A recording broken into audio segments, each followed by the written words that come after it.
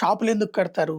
వ్యాపారస్తులకు ఉపాధి అవకాశం ఇయడం, నిరుద్యోగ యువత కూడా పెట్టుబడి పెట్టుకొని వ్యాపారాలు చేసుకోవడానికి. ఆర్టీసీ వాళ్ళు ఇచ్చేది అందుకే గదా! అయితే దాన్ని కూడా ఇప్పుడు తెలివితేటలు ప్రదర్శించే దొంగలు కొంతమంది తయారయ్యారు. ఒకడే మొత్తం షాపులు వేలం పాడేసుకుంటాడు కాస్త డబ్బులున్నోడు. వాడేం చేస్తాడు?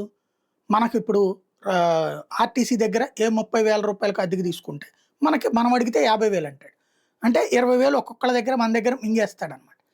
ఇది ఇలాంటి ఇష్యూ బయటకొస్తే అది జగన్ టైంలో అయితే కుంభకోణం. దాంట్లో వైసీపీకి సంబంధించిన ఆ నాయకుడు ఉన్నాడు, లేకపోతే ఆర్టీసీ మంత్రి ఉన్నాడు, లేకపోతే ఆర్టీసీ చైర్మన్ ఉన్నాడు, లేదా జగనే డైరెక్ట్‌గా ఉన్నాడు అని రాసేవాళ్ళు. అదే ఇప్పుడొచ్చేటప్పటికి ఏకంగా హైకోర్టే పట్టుకుని తీర్పిస్తే దాన్నొక క్యాజువల్ వార్తలాగా రాసుకొచ్చారు.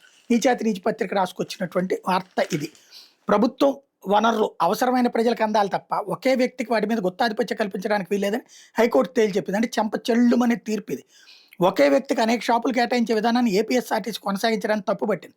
ప్రస్తుత కేసులో టెండర్ నోటిఫికేషన్‌లో లొసుగుల ఆధారంగా పిటిషనర్ ఎర్రగుంట బస్టాండ్‌లో అనేక షాపులు దక్కించుకుని వాటిని థర్డ్ పార్టీలకు అక్రమంగా సబ్లీకి ఇచ్చారని, అధికారుల నిర్లక్ష్యం కారణంగానే పిటిషనర్ టెండర్ నిబంధనలు, లీజు షరతులను ఉల్లంఘించాడని చెప్పింది.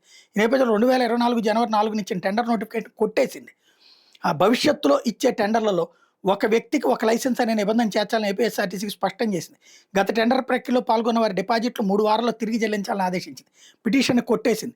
ఈ మేరకు హైకోర్టు న్యాయమూర్తి జస్టిస్ గన్నమనేని రామకృష్ణ ప్రసాద్ ఇటీవల తీర్పిచ్చారు. కడప జిల్లా కలవపాడుకు చెందిన వీర్ అబ్బానీ భాష ఎర్రగొండ బస్టాండ్‌లో 7 షాపులను టెండర్ ప్రక్రియ ద్వారా 5 ఏళ్ల కాలానికి లీజు తీసుకున్నారు. అయితే అద్దె చెల్లించకపోవడం, షాపులు థర్డ్ పార్టీకి సబ్లీజ్‌కి ఇవ్వడం, ఇతర టెండర్ నిబంధనలు ఉల్లంఘించారనే కారణంతో ఏపీఎస్ఆర్టీసీ అధికారులు 2023 నవంబర్, డిసెంబర్ నెలల్లో లైసెన్సులు రద్దు చేశారు. 2024 జనవరిలో ఆ షాపులకి మళ్లీ టెండర్ నోటిఫికేషన్ ఇచ్చారు.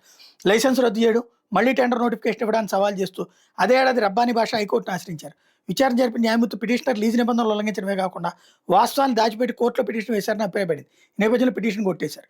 కనీసం దీంట్లో జర్నలిస్టిక్ ఐడియా ఉంది గానీ ఏది హెడ్ వాళ్ళకి అది ఐడియా లేదనుకుంటా. ఇది 23లో అంటే జగన్ టైంలో కుంభకోణానికి పాల్పడితే తెలుగుదేశం టైంలో దాన్ని కాపాడారనన్నా రాసుండేవాళ్ళు.